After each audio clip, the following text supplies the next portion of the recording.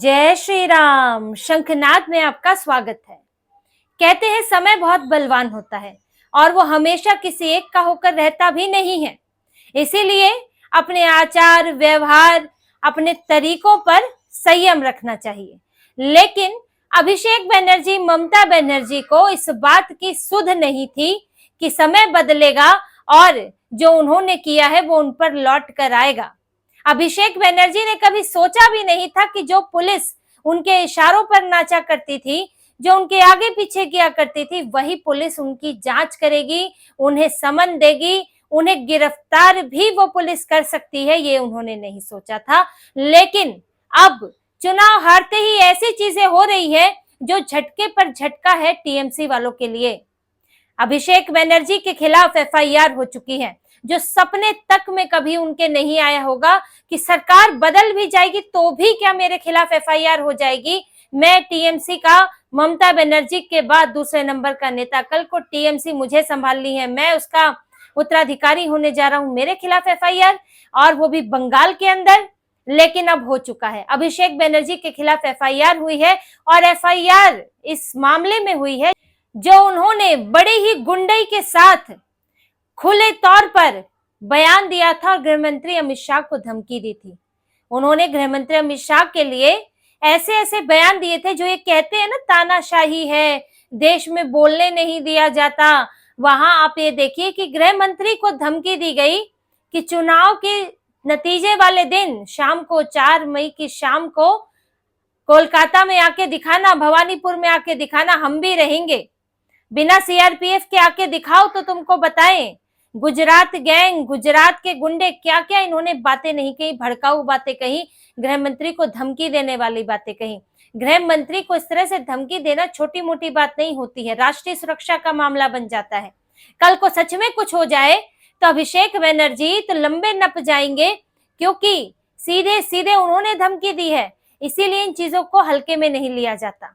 अब अभिषेक बनर्जी पर एफआईआर हो चुकी है। राजीव सरकार नाम के व्यक्ति ने इसकी शिकायत की थी, 5 मई को शिकायत हो गई थी, अब एफआईआर दर्ज हो चुकी है और विधाननगर साइबर क्राइम ने इसकी एफआईआर दर्ज की है। सिर्फ यहीं तक मामला रोकने के लिए नहीं है कि एफआईआर और सिर्फ जो है बयानों की जांच, ऐसा नहीं है, बात आगे तक जाएगी।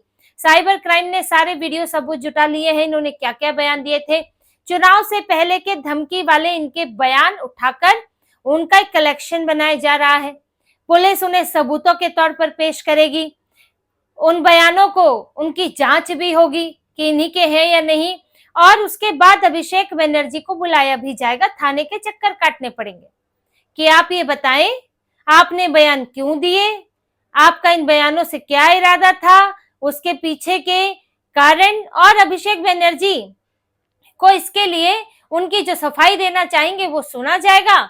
बड़ी साजिश इसके पीछे क्या थी कि आपने क्या कोई वहां पर, अगर गृह मंत्री वाकई चुनौती ये जीत जाते, गृह मंत्री पहुंचते, क्या तुमने तैयारी कर रखी थी वहां पर उन्हें मारने पीटने के लिए, ये सब देखा जाएगा। इनके खतरनाक इरादे उस चार्जशीट में दर्ज होंगे।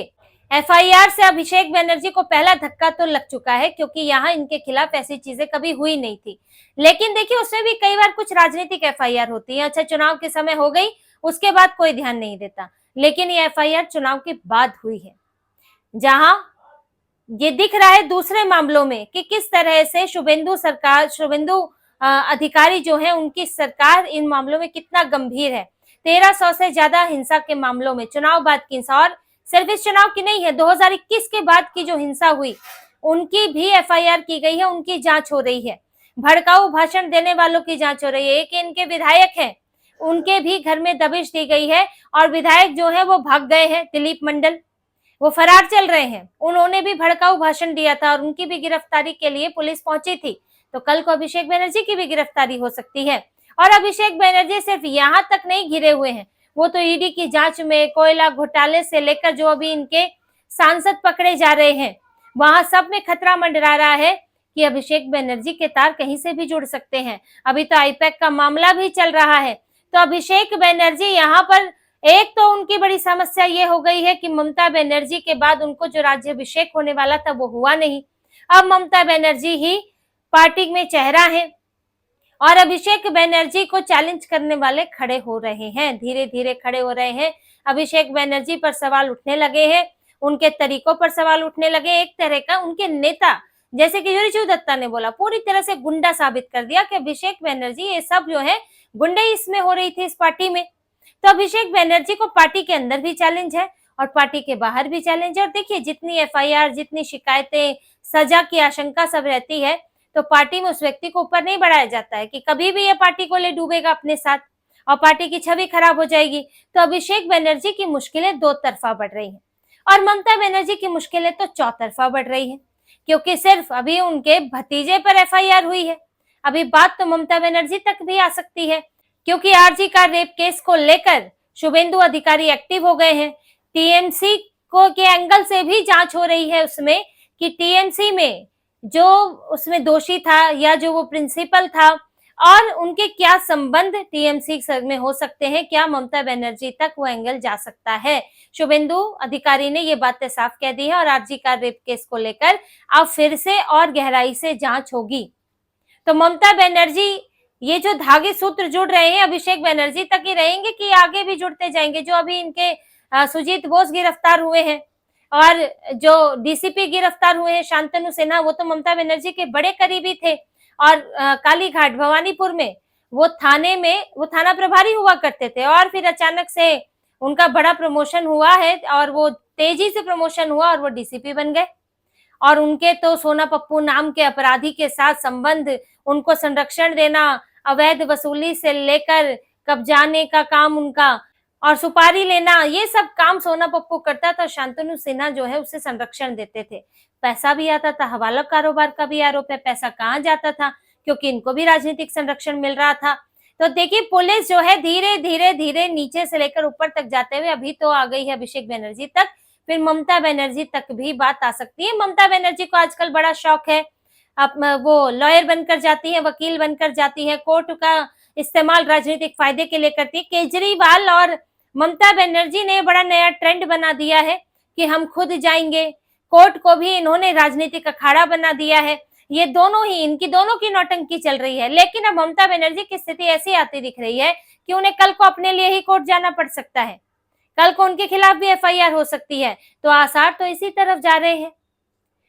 तो ममता बनर्जी, अभिषेक बनर्जी, अब ये जो लॉयर की टीम बढ़ाई है, ये और इन्हें बढ़ानी पड़ेगी, क्योंकि इनकी समस्याएं अब रुकेंगी नहीं, कम भी नहीं होंगी, बल्कि बढ़ेंगी। और एफआईआर के साथ साथ पार्टी में भी बड़ी खलबली मची है। पार्टी के सांसद आपस में भिड़ गए हैं।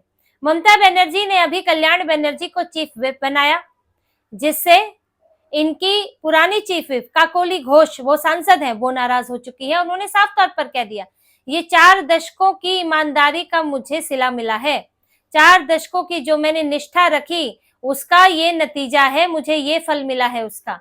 और ये उन्होंने सोशल मीडिया पर कहा।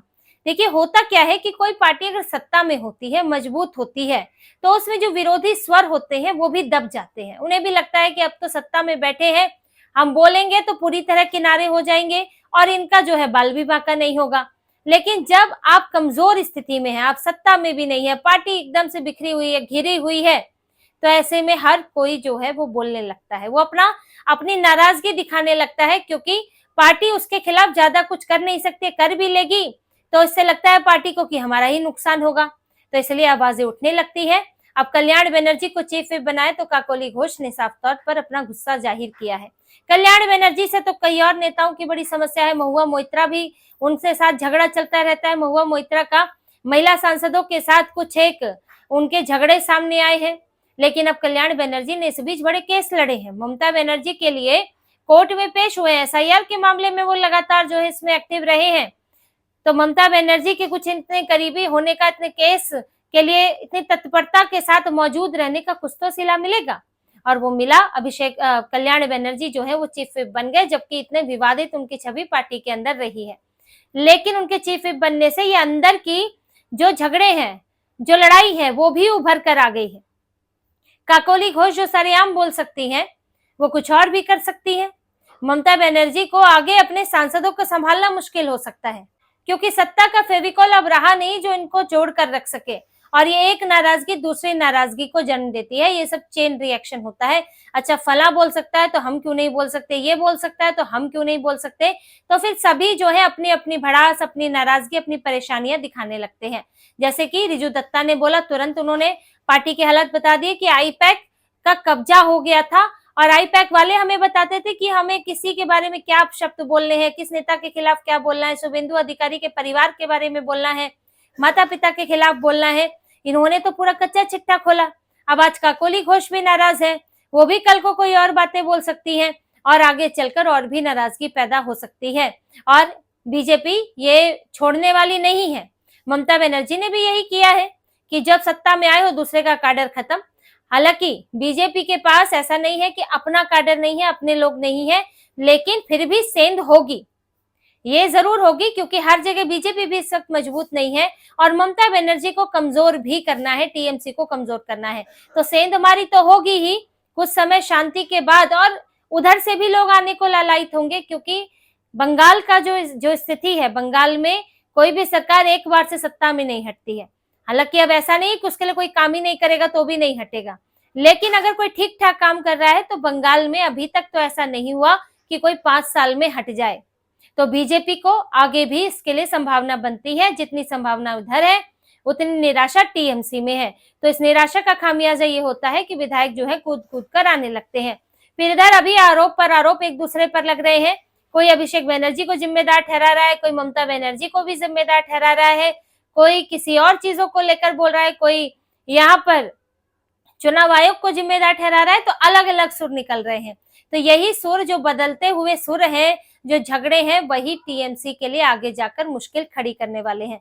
तो ममता बनर्जी इधर कोर्ट के चक्कर लगाती रहे, लेकिन इससे ज्यादा तो उन्हें पार्टी की बैठ के पार्टी पर ध्यान देना चाहिए, क्योंकि उधर केस उनके हाथ में रहे या नहीं, उसका कुछ फायदा मिले या नहीं, लेकिन इधर उनकी पार्टी उनके हाथ से, उनके नेता उनके हाथ से निकलते जा रहे हैं।